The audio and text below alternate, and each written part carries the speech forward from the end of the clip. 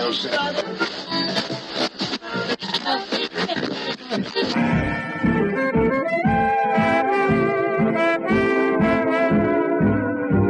is the Relic Radio Show, old-time radio entertainment still standing the test of time from relicradio.com.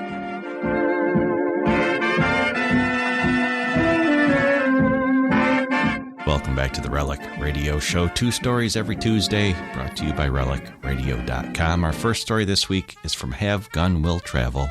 We'll hear their story from May 24th, 1959, titled In an Evil Time. After that, it's Suspense and the Story of Ivy. Their broadcast from June 21st, 1945.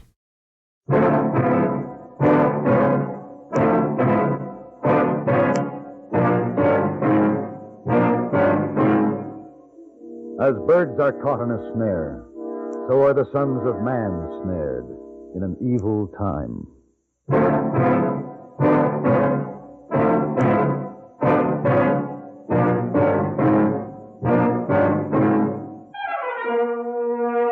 Have Gun Will Travel. Starring Mr. John Daner as Paladin. San Francisco, 1875. The Carlton Hotel, headquarters of the man called Paladin.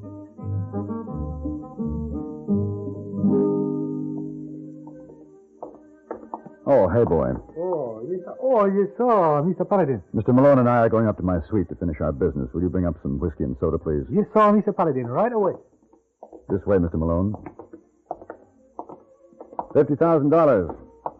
It's quite a haul. I told you that off the record, Paladin. I haven't let the amount of our loss be known. It not only close the bank, it would ruin the town.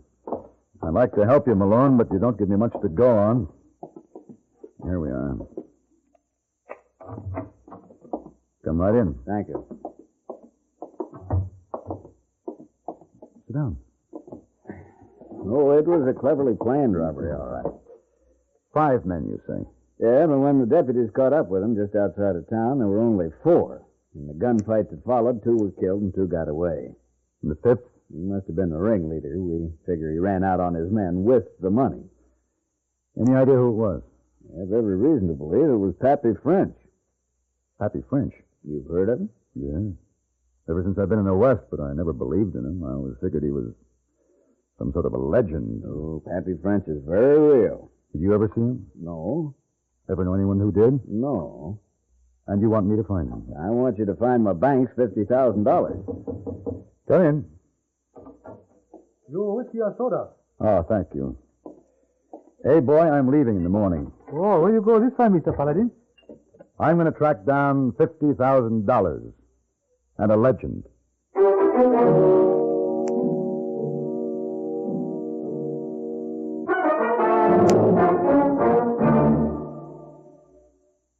This is Frank Knight speaking for the world's most honored watch, Longines.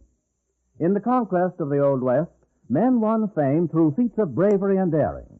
Today, things are different, but fame can still be won. It's wonderful to win a Nobel Prize in Science, a Pulitzer Award in Literature, an Olympic gold medal in sports. In the field of time, did you know that Longines watches have won more great public honors than any other watch in the world? This is true. The highest authorities have ranked Longines watches as the finest achievement in the science and art of watchmaking. Yet, for a surprisingly modest cost, you may own or proudly give a Longines, the world's most honored watch, the world's most honored gift, styled with distinction, cased in precious metal, promising a lifetime of faultless timekeeping. Visit your authorized Longines Whitnor jeweler. He will be honored to serve you.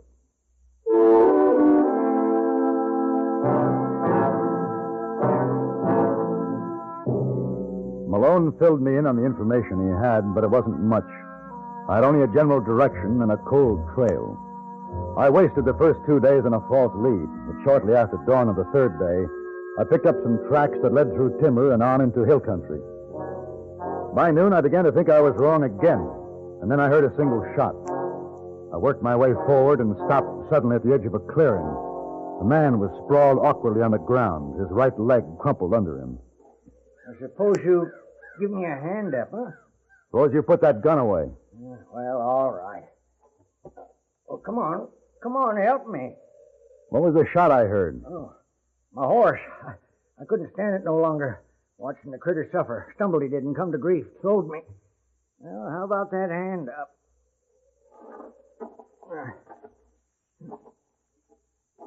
I'm afraid you came to grief, too. Looks like you've got a broken leg. Oh, you a doctor? No? Well, how you know it's broke? Well, come on. All right. Give me your hand. All right. Take it easy. Oh, wait. Oh. Now, hold on. Look, just let me catch my breath. We'll try again. All right, now. No, put me down. Oh. Maybe you better let me take a look at your leg. You know something about setting bones? Enough to get you to a doctor. No, I don't want a doctor. But if you know how, go ahead. You fix it. Well, I'll have to find something to use for splints. It'll hurt. Oh, ain't nobody man enough to do a thing old Pappy can't take. And you're Pappy French. Maybe I am, maybe I ain't. What's it to you? Let's get you fixed up first. We can talk later.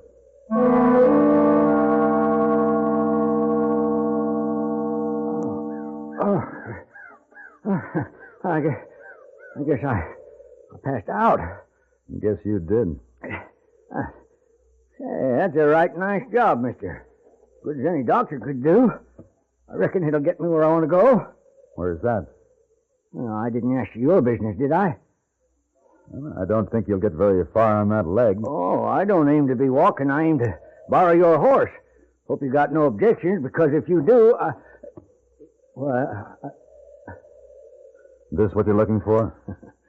Now, how'd you get my gun? Huh? How'd you get it? I only agreed to fix your leg. Nothing more. Say, mister, you're pretty slick. Yes, sir, I like you. Hey, listen here. You help me to get where I'm going, and I'll cut you in. You cut me in on what? A satchel with $50,000 in it. What would you say if I cut you in for, maybe 10% of that? It depends on whose money it was. It'd be your money after I give it to you. What do you want to ask many fool questions for? I'd like to know what the prospects are before I drop my present job. Oh, what job's that? To recover some money robbed from a bank in Merced last week. Oh, that's so. $50,000 to be exact. Well, now, ain't that a remarkable coincidence? You gonna lead me to it? I reckon I ain't got much choice. Have I? No, not much. Come to think on it, you ain't too good off yourself.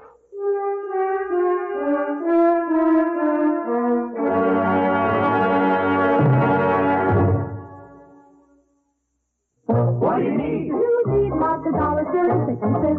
You need lots of dollars for an accident. You need the kind of protection that only Mutual of Omaha sells. What do you need? You need Mutual of Omaha's longer, stronger hospital insurance. Modern hospital insurance that's right for you. Single men and women, entire families, even senior citizens, no matter how old, can be protected by Mutual of Omaha hospital insurance. Here's what you need.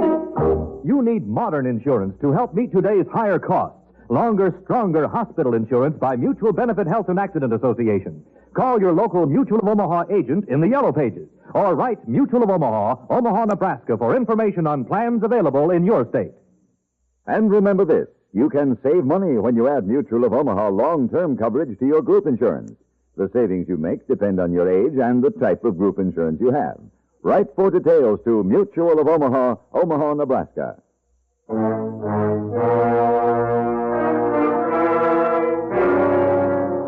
The way Pappy pointed out led into rough mountain country. The going was slow and difficult. I walked, leading the horse, while the old man hung in the saddle, gritting his teeth against the pain. Paladin. Yeah? There might be a notion to stop and rest a bit. There's not much cover here, in case anyone's looking for you. Oh, who'd be looking for me? Excepting you. You ran out on your partners on that bank job, didn't you? Well... You took the money, left them to fight it out with the deputies. All right, what if I did? I figured they was young enough to make themselves another stake. For me, it was my one last chance. That's one way to look at it. Oh, they probably all got killed anyway. 2 of them got away. Say, that's so. 2 of them, huh? They're probably mighty anxious to find out what their leader did with all that money. Well, was one of them a kid named Morley, a young punk with a 2-hair mustache? Morley? Yeah, the other one they called Bull. Bull? Oh, he don't count, but that Morley. He always did want to carve himself a reputation out of my hide. Well, come on, let's move. All right. There's no telling how close your friends might be. Friends? Mister, 40 years I've been at odds with the law. I rode with many a man in that time, but you can't show me one I ever called friend. Quite a record. I suppose you're proud of it. Oh, lead the horse and quit preaching over me. I ain't dead yet.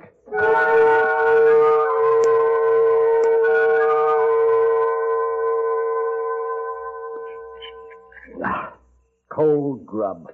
No, we can't take a chance on a fire. Unless you'd like to have Morley in to dine with us. Paladin, what if I offer you half the money? That money's going back to the bank. Now, supposing I change my mind about showing you where the money's hid. You could do that? Well, all right, that's just what I'm going to do. Take me in, have them lock me up. I don't care. You mean it? Yes, sir. The man who hired you ain't ever going to see his money again. You finished with that plate? Yeah, here.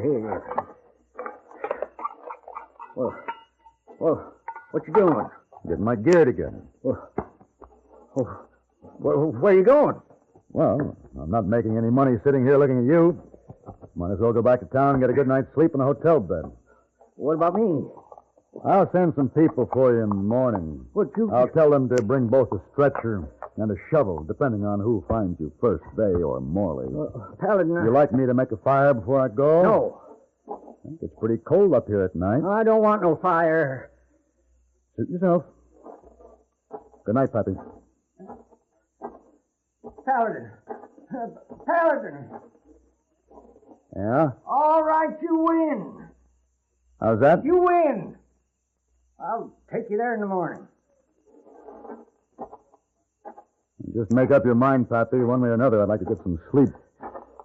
I still think you want it all for yourself, the whole 50,000. Well, that's always a possibility. No, I've seen lots of men talk big before they had temptation laying right in front of them. They sang a different tune then. You may have a point there, Pappy.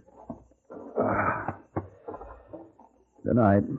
Hey, ain't we going to share standing watch? Expecting company? Oh, that Morley kid can track like an Indian. Wake me when you get tired. I don't think it'll bother us until we got the money.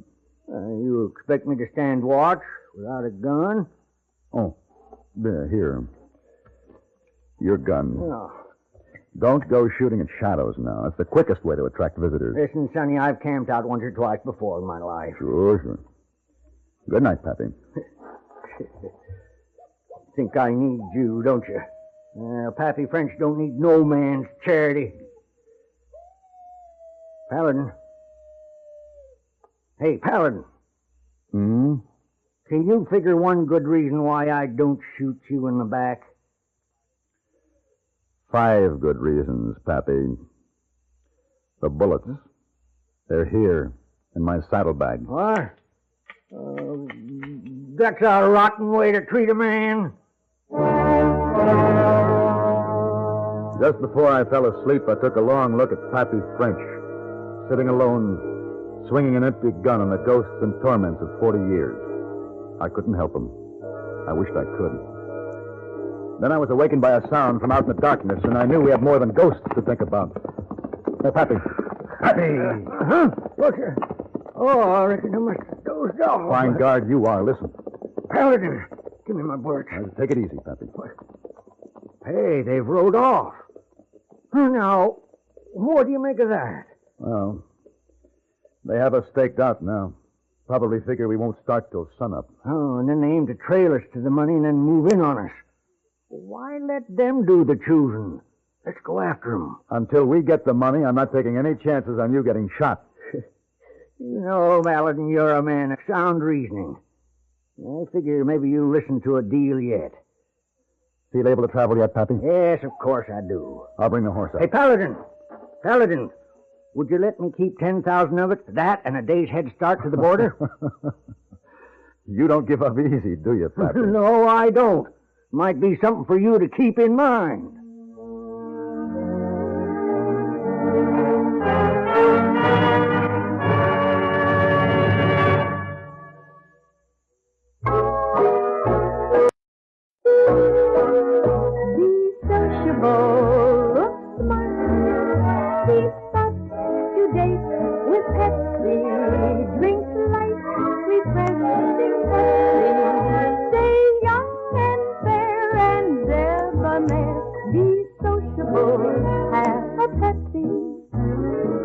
When friends drop in, let your hospitality show you're sociable in the modern manner. Pepsi, you know, is the favorite of the smart and young at heart.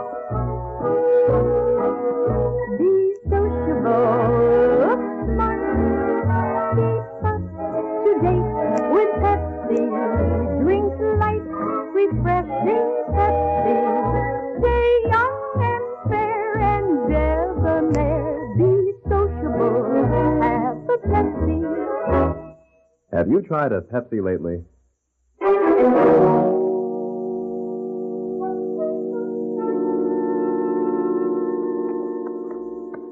Paladin, Yeah. look behind. That dust just over the far draw. Yeah, they're gaining on us. Why put off the job we got to do with them fellers? My job is to get that money. Yeah, but this here's a good place for an ambush. Come on, give me my cartridges. We'll wait for them. Pappy, we aren't shooting anyone in cold blood. Oh, what's the matter with you, boy? You've lived by your rules, Pappy. I'll live by mine. A man does what he's driven to do. You can't escape your fate no more than you can pick your father. You really believe that, huh? I believe in making the best of a bad job. 40 years of it. Not a scar on my body, not a slash, not a bullet hole. And dang few days were spent behind bars. No, sir. Pappy French lived high on the hog. That's an impressive statement, Pappy. What have you got to show for it? $42 and a handful of jingling silver. Comes to just a little better than $1 a year. Yeah, that's how it figures, don't it? All right, hold up a minute. Now, you see the boulder on that ledge up yonder? Yeah? Under there is $50,000. Chance to live out my years in comfort and respect. That's it, huh? That's it. Well, go on. Go dig it up, Paladin. And if you won't listen to reason, as soon as I get a chance, I'm going to fight you for it. That boulder was heavy, and I was working against time. The men on our trail were closing the distance between us fast. And Pappy, how did you ever move this boulder? The deputies was close on me. Oh, there's lots of strength in a desperate man. There you are. Now it's buried shallow. Now once more, Paladin, will you make a deal? No. You going to take me in? It's all I can do. For your sake, Pappy. I'll never make it alone. Here it is. The satchel. All right, open it. There. Oh, that's pretty, ain't it? Okay, I'll take it now. Pappy, I told you. The bullets ain't in your saddlebag no more, Paladin. They're in this gun. Don't make a mistake, Pappy. You believe me No, now? that's pretty stupid. We'll have Morley on us in a minute. That's what I'm aiming for. If I can't do business with you, I'll join up with them. The men you double-crossed? Sure. We'll just let bygones be bygones and get back where we started. You think you can do that? And why not? Well, you'll have a chance to find out. They'll be here any minute. Yes, they will. In the meantime, I might as lief have your gun. After he took my gun, Pappy dragged himself to the rim of the ledge. And slowly, painfully, leaning against a rock, pulled himself erect. For a moment, I had a glimpse of the man he once must have been as he faced Morley and Bull. They circled to a stop below him. Howdy, boys. Come on up. It's payday. Share and share alike. Why, you lying, double-crossing old fool, that's too good for you. Pappy? Here, Pappy. Now, here. Come on, behind this rock. Give me back my gun. All right. Now, you hurt bad. You hear what he called me, old fool? Hey, we don't have much cover here. Don't you know when it's time to cut your losses? Go on, get out, save yourself. We'll get out of this together, Pappy. or we won't get out at all. Oh, what's the matter with you, Paladin? Can you handle that gun of yours? Yes, I can. I got a few rounds left. And I'm going to crawl out there to the edge and make 'em count. No. Pappy. Oh, Come on, stay back. Leave me be, Paladin. I got something to do. Darn smart Alex. Hey, Marley!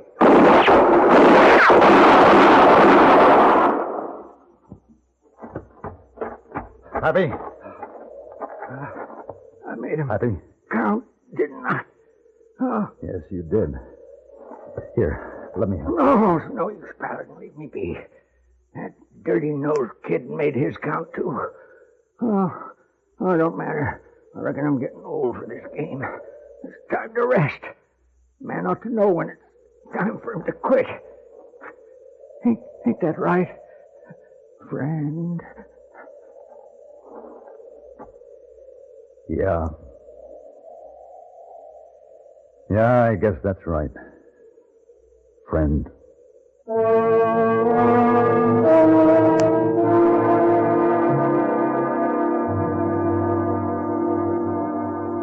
Oh, Mr. Paladin, look like you have most exhausting trip. I carry saddlebag for you. Thank you, hey boy. You'll find a $50,000? Yes? Oh, you bring back? Yes, the $50,000 is in the bank where it belongs. You'll find a legend? No. No legend. I found a lonely, tired old man. A lonely, tired old man. That's right. Well, where is he? You bring him back? No. There was a spot on the hillside where the old man had buried some dreams. I left him there.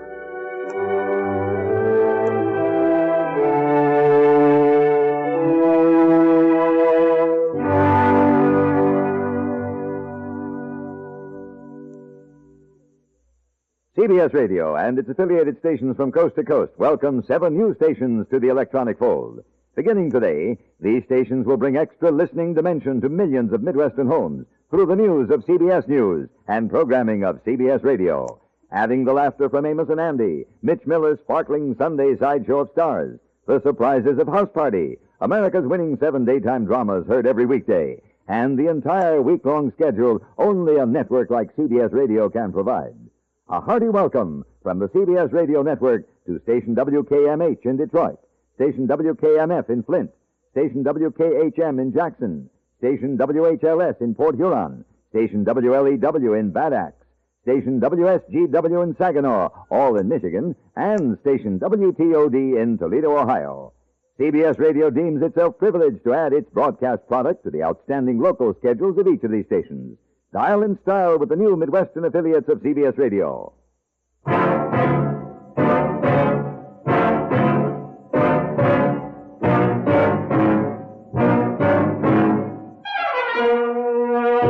Have Gun, Will Travel. Created by Herb Meadow and Sam Rolfe, is produced and directed by Norman McDonnell and stars John Daner as Paladin, with Ben Wright as Hayboy. Tonight's story was written by Simon Winselberg and adapted for radio by Ann Dowd. Featured in the cast were Joseph Kearns as Pappy French and Harry Bartell as Mr. Malone. This is Hugh Douglas speaking.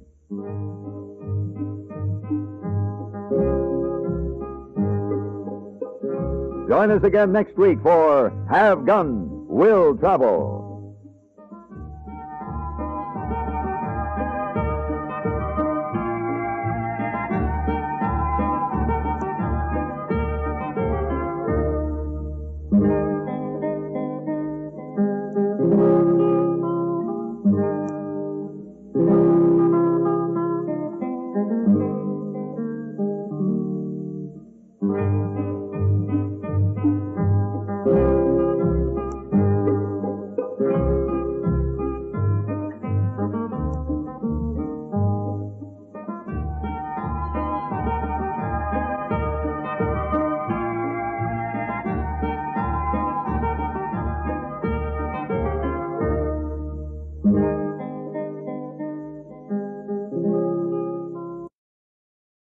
Now, the Roma Wine Company of Fresno, California presents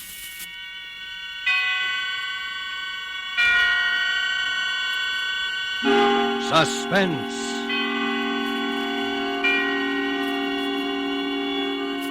Tonight, Roma Wines bring you The Story of Ivy by that high priestess of the art of suspense, Mary Belloc Lowndes, and starring the young actress whose performance you admired in the picture An American Romance, Miss Ann Richards. Suspense is presented for your enjoyment by Roma Wines. That's R-O-M-A, Roma Wines. Those excellent California wines that can add so much pleasantness to the way you live, to your happiness in entertaining guests, to your enjoyment of everyday meals. Yes, right now a glassful would be very pleasant, as Roma Wines bring you a remarkable tale of suspense. And with The Story of Ivy and with the performance of Ann Richards as its extraordinary heroine, Roma Wines hope indeed to keep you in suspense.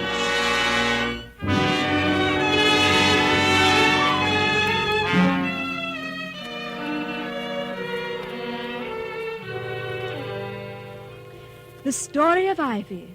Ivy Lexton's own story as told to Victoria Matthews, an exclusive feature of the Morning Herald. I wrote it in the first person, Mrs. Lexton. I hope you don't mind. Oh, it doesn't matter, so long as the story is accurate. You can understand my anxiety, Miss Matthews. After all, I owe it to my public. Yes, of course. Perhaps you'd like to read it through and make suggestions before signing the release? Oh, if it's not too much bother. On the contrary, hearing it in your own words would be a decided help to me. There you are, Miss Matthews. I'll read it out then. Are you comfortable? Would you like anything? A cigarette, perhaps? It's unfortunate that I have no maid here with me at present. Thank you. I'm quite comfortable.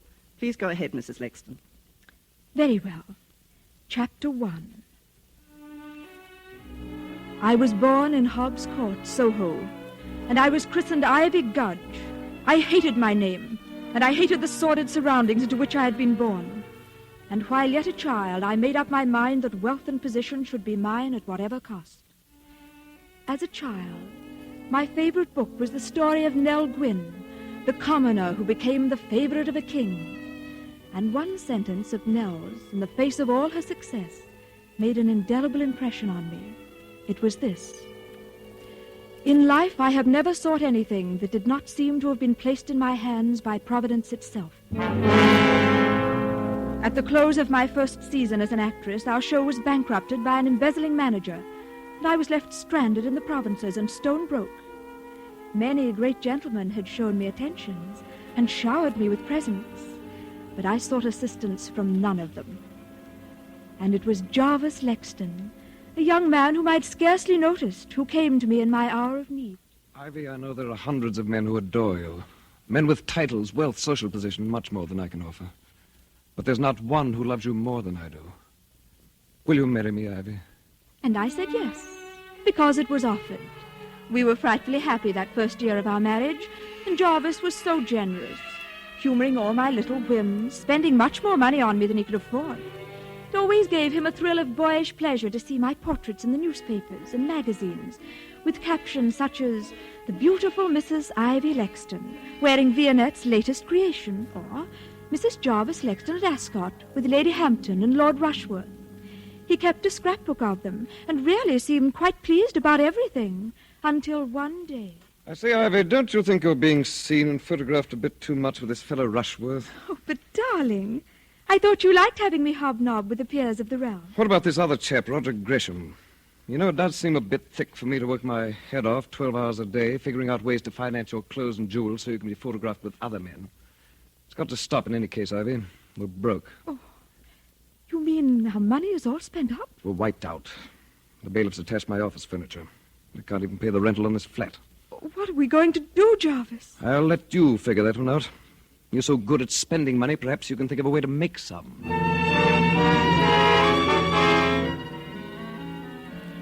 So you see, Jarvis really made the suggestion to me himself. I don't know what we'd have done during the next few months if it hadn't been for the generosity of Roger Gresham and Lord Rushworth. Roger was only a young doctor starting out in practice and couldn't help a great deal, of course, though he was even fonder of me than Miles Rushworth, now that I look back on it.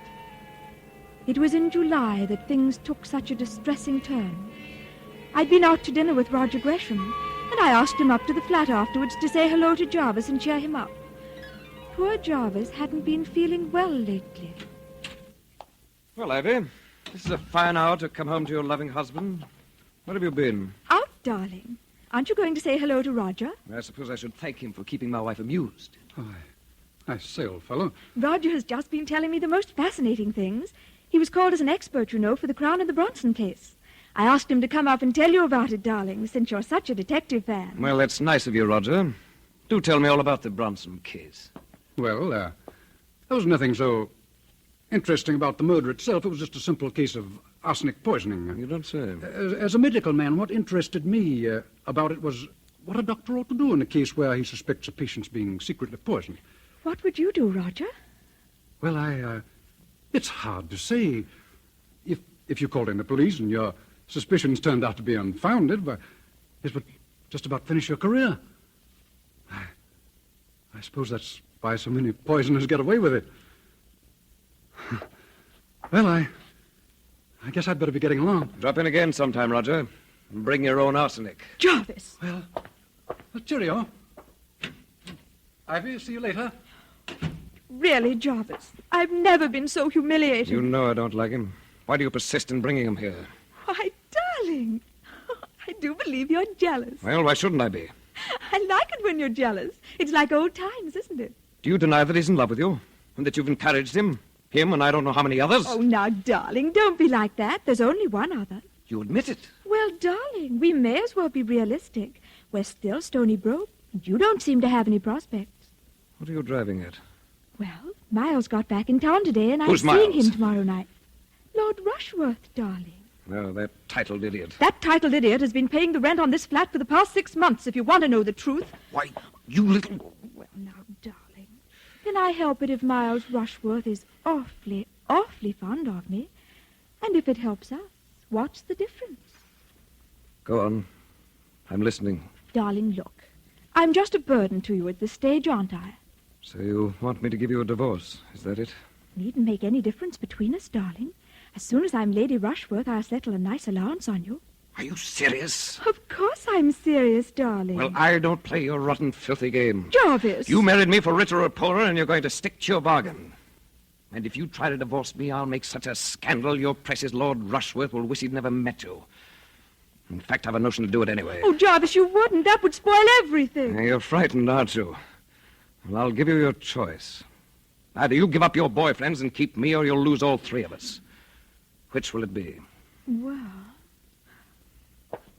all right, Jarvis. I'll tell Roger and Miles both. I can't see them again, ever. Why didn't you just ask me to kill myself? I might have obliged if you'd been more honest. Jarvis, you mustn't say such things. You're poison to me. I ought to let you go. But I won't. And if it's any satisfaction to you, I'd be better off dead than with things the way they are.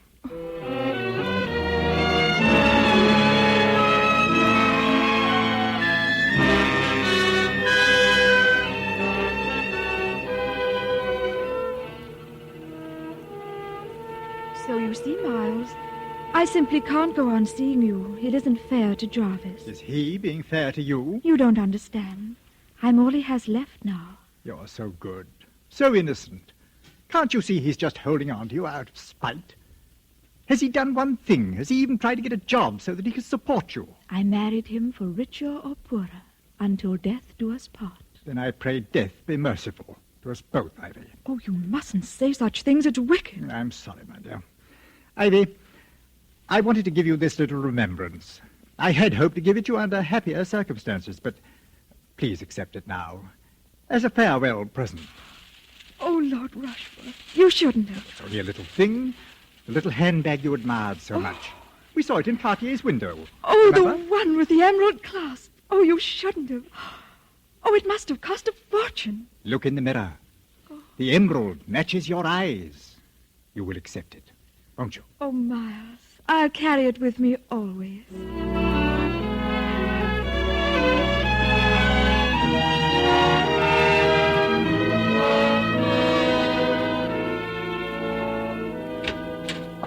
Ivy, darling, come in, come in. Oh, I was just in the neighborhood, Roger, and I thought that Yeah, let me take your things. I say. Oh, what a smart handbag. Real emerald, isn't it? Yes, Miles gave it to me. Isn't it lovely? You know what it means, accepting a present like that from him? Oh, don't be silly, Roger. It was a farewell present. Farewell? Darling, do you really mean that? Roger, please. What if your housekeeper walked in? Oh, I'm sorry. Come along, darling. Come in here. I was just putting up a prescription. What a queer sort of room. I never knew a doctor's surgery looked like this. Weren't you ever in here before? No. What's in that bottle? Huh?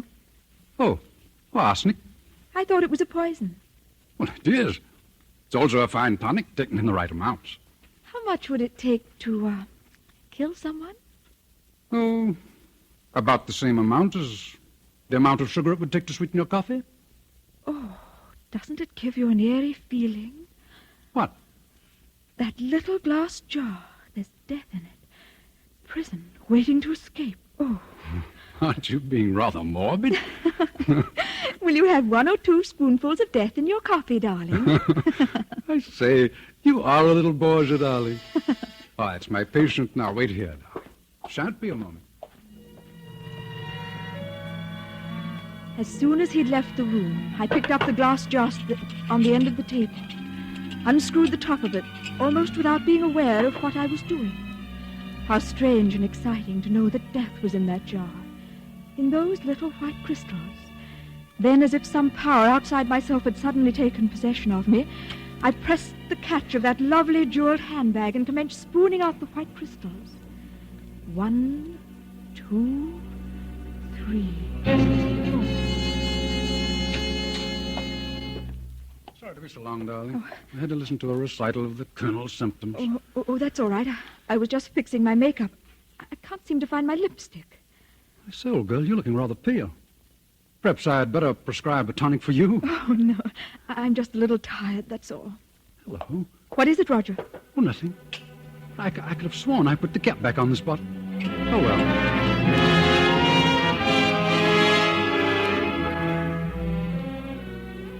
On the bus, all the way back to Kensington, I kept wondering why I had done that funny thing.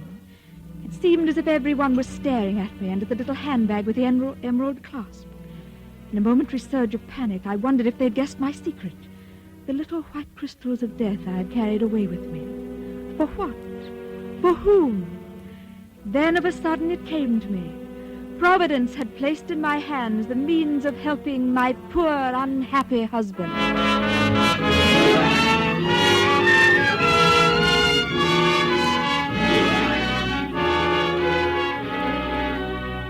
For Suspense, Roma Wines are bringing you as star Miss Ann Richards, whom you have heard in the first act of The Story of Ivy by Mrs. Belloc Lowndes, which is Roma Wines' presentation tonight of Suspense.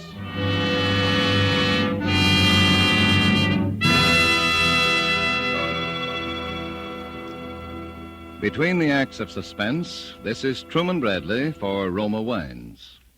Gracious hostess, Elsa Maxwell makes this timely suggestion. During the warm weather, I'd suggest you try America's smartest, coolest drink, refreshing Roma wine and soda. So simple, and yet so charming. When the temperature soars, enjoy iced, thirst-quenching Roma wine and soda. Simply half-fill tall glasses with good Roma California Burgundy or Roma California Sauterne. Add ice cubes and sparkling water. A little sugar if you wish. And for a decorative touch, garnish with cherries and slices of fruit. The secret of the flavorful goodness of Roma wine and soda is the distinguished Roma wine, unvaryingly good, always high in quality of bouquet, brilliance, and taste. The result of selected grapes, slowly brought to perfection in California's choicest vineyards, carefully, unhurriedly, guided to flavor fullness by the ancient skill of Roma's famed wineries. Yet all this goodness is yours for only pennies a glass. Remember, because of uniformly fine quality at reasonable cost, more Americans enjoy Roma than any other wine. R-O-M-A, Roma Wines. And now Roma Wines bring back to our Hollywood soundstage Ann Richards, who continues the story of Ivy, a play well calculated to keep you in suspense.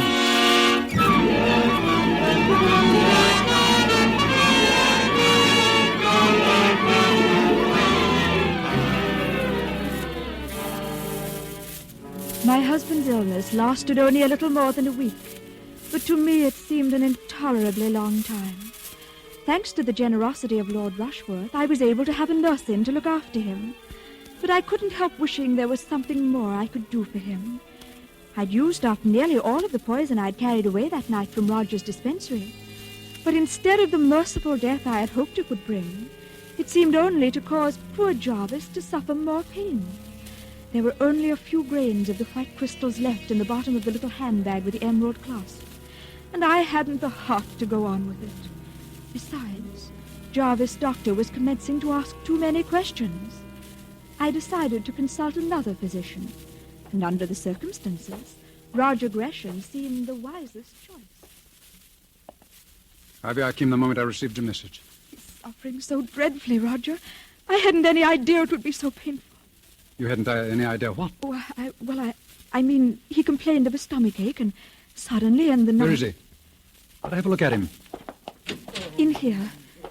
This is Dr. Gresham, nurse. How do you do, Doctor? Jarvis, I've asked Roger to look at you. You don't mind, do you, dear? Get him out of here. I've been poisoned. He's the one who poisoned me. Get him out of here. Poor boy. He's been that distracted, he has. I'll just prescribe a little sedative for him, nurse. I'll go and order up some tea, Roger. You will stay, won't you? Oh, yes, thanks. Oh, Mrs. Lexton, I was just looking for you. Dr. Berwick is waiting in the drawing room with another gentleman, Mum. I'll see what they want. Order up some tea, will you, dear? Oh, there you are, Mrs. Lexton. This is Inspector Orpington. Inspector? Of Scotland Yard, ma'am. Oh. Dr. Berwick tells me he has reason to suspect that your husband is suffering from arsenic poisoning, Miss Lexton. Well, I don't understand. Your husband keeps speaking of someone named Roger Gresham. Is that the name, Dr. Berwick? Yes. Why, that's Dr. Gresham. He's in there now with my husband. Good Lord. Come along, Inspector. You'd better wait here, Mrs. Lexton. Never until that moment had I realized how foolish my actions had been. Surely now they would suspect poor Roger. If there had only been someone to confide in. I felt so alone. I'll have your license for this, Gresham. Do you hear me? But look here, Berwick. Mrs. Lexton never told me there was another doctor on the case. Oh, is that true, Mrs. Lexton? Why, yes. Dr. Gresham is an old friend of mine, and I saw no harm in his looking in. Well, nevertheless, I shan't sign the death certificate, not till there's a post-mortem. Death certificate? I'm sorry, Mrs. Lexton. It's our painful duty to inform you that your husband has just passed away. Oh, poor Jarvis.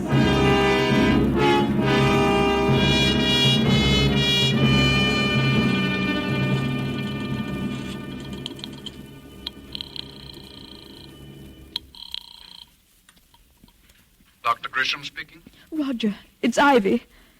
Ivy, why haven't you called me before? What's been happening? Oh, Roger, it's been such an ordeal you don't know.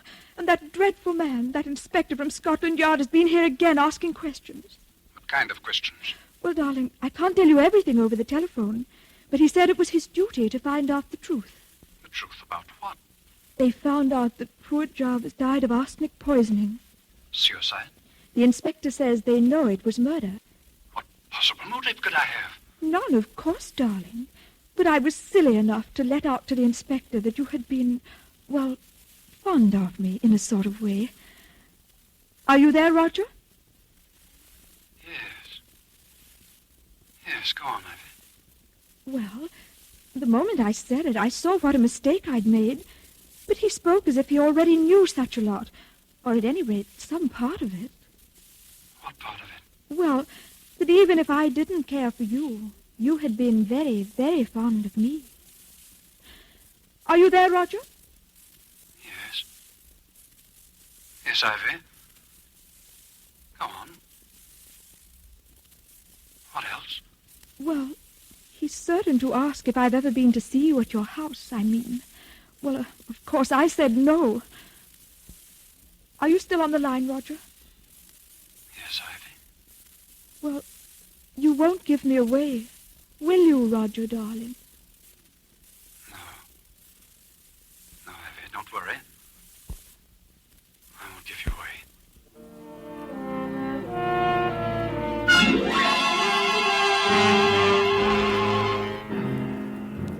Roger Gresham.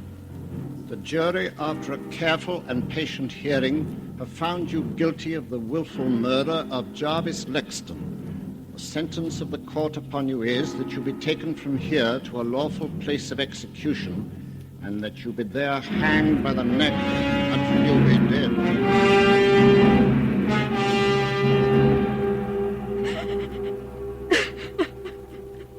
There, my dear. You mustn't give way like this. I can't help it, Miles. It's been such a shock. First poor Jarvis and now... Well, it's all over now. Look here, Ivy. Why not take a long voyage somewhere, far away from here? The CM is marvelous for forgetting one's troubles. And make a fresh start somewhere. Rio, for instance. Oh, I've always wanted to see Rio. Perhaps we can go there for our honeymoon. Honeymoon? Are you thinking of remarrying? Why, Miles, darling, of course. Don't you remember what you said? If I were only free. Well, I'm free now. Ivy, I don't quite know what to say. I'm very fond of you, of course, and I'll gladly lend you any financial assistance, but as for marriage, particularly under the circumstances, you must know there's been a great deal of talk about you and Gresham. Oh, surely you don't believe those stories. There's never been anyone but you, Miles. If I'd met you before I met Jarvis... We could never have been in any case, Ivy. Surely you realize that? I'm not good enough to be Lady Rushworth. Is that what you're trying to say? Too good, if you like. It's not my choice in any case. I was born with this name, and I have certain responsibilities. You stuffy snob! Well, I wish I could make you understand. There's my mother, for instance. She's an invalid, heart, you know. And if I were to marry, well, you, I believe the shock would kill her. But the things you said, the present you gave me, what was I to think? Well, I'm sorry if you thought I was leading you on. The night that I gave you the bag... The emerald bag. You were saving it for the kiss-off, was that it? Well, that's rather a crude way of putting it. It matches the color of your eyes, you said. And I said I'll carry it with me always. Funny, isn't it? Oh, Ivy, please, the servants. Don't you, Ivy, please me. I want them to hear. Perhaps the whole world will hear one day that Ivy Lexton poisoned a husband for Lord Rushworth. Ivy, what are you saying? 2 lives weren't too much for Ivy to sacrifice, and the risk of her own life meant nothing. She wasn't good enough for the Lord. You, dear, sweet little Ivy Lexton. Why, I can't believe it. Well, let me tell you something you can believe. I never loved you. I loved your money and the title. I wanted to be a lady. Oh, what a joke. Well, I'm not sorry. I've always hated your kind deep down inside of me. Cowards. Cowards, all of you. Anything to save face, anything. Roger Gresham going to the gallows because he's too much of a gentleman to tell the truth. That I was in his flat the night Jarvis was poisoned. You let an innocent man be hanged? If he'd loved me as he pretended to, he would have killed Jarvis. If he'd been a man instead of a gentleman. If any of your kind were real men. Well, I've had enough of it. Take your foul present. Pretty little thing, isn't it? A little handbag, and so expensive, too. The emerald matches my eyes, does it? Get out of here and take it with you. No, thank you. I'm not in the market for emeralds this season, my lord. They cost too dear.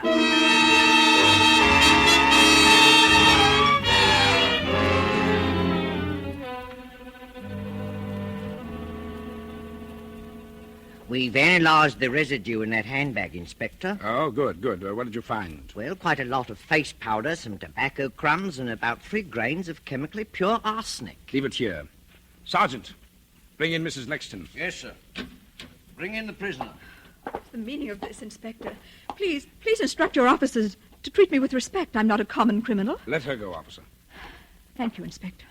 Mrs. Lexton, have you ever seen this handbag before? Oh, where did you get that? I'll ask you a question. Where did you get the arsenic that we found in it? I'm sure I don't know.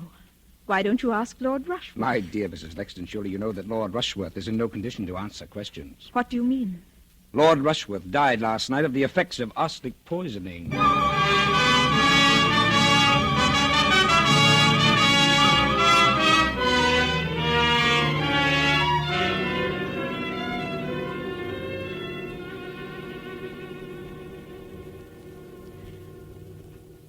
And so my story draws to a close. It's a comfort to me as I sit here in the condemned cell to know that so many loyal friends still believe in my innocence, in spite of all the ungentlemanly things the Crown Prosecutor said about me during my trial. I was especially gratified at the tribute paid to the costumes I wore in the witness box. One admirer has written to compliment me on my delivery and the poise I exhibited under cross-examination. I'm told that my remarks were clearly audible in the very back row of the spectator seats, in spite of the overcrowding. And on the final day of testimony, I received that greatest of all the tributes an actress can command. My audience was moved to tears. And so, in spite of all the misfortunes that have befallen me and my loved ones, I have at last realized my life's ambition. The end. Well, Mrs. Lexton, does it meet with your approval?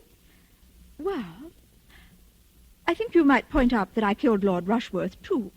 Of course, between you and me, my dear, I didn't. It must have been suicide. But you know, it makes a better story. And please print the photograph that was taken of me outside St. Paul's after my husband's funeral. That was the smartest frock I ever owned. I think that can be arranged, Mrs. Lexton. And how much did you say your paper's going to pay for my story? £200. We thought that was quite generous. Well, it's not much, but it'll come in handy. They're hanging me next week, you know, and I haven't a thing to wear.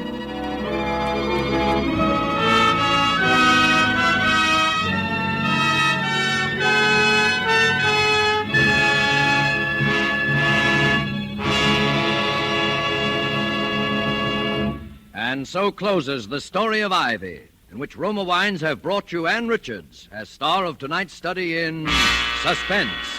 Suspense is produced, edited, and directed by William Spear. Before Miss Richards returns to the microphone, let me say a word for Roma Wines, the sponsor of Suspense. Famed hostess Elsa Maxwell recently said this about gracious entertaining. Serving glorious amber golden Roma California sherry is truly a distinguished expression of hospitality. Your guests will appreciate the delightful flavor, aroma, and color of Roma sherry before dinner and during the evening. Serve cool.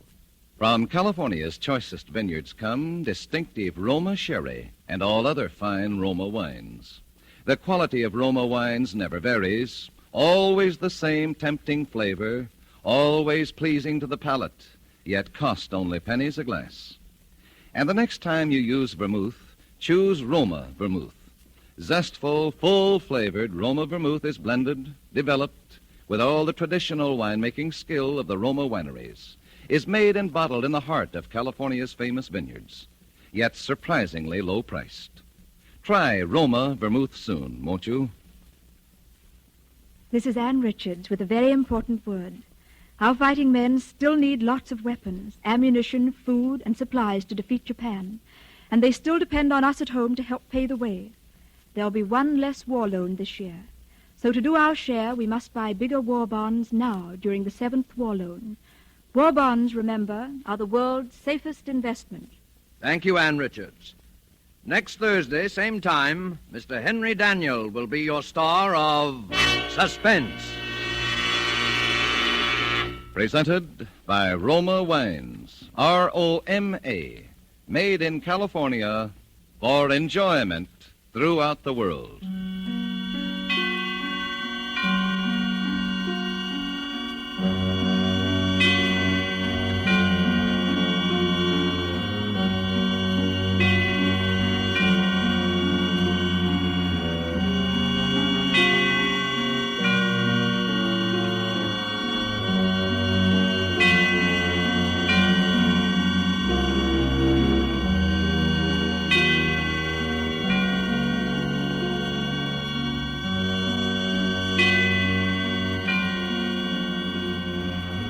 This is CBS, the Columbia Broadcasting System.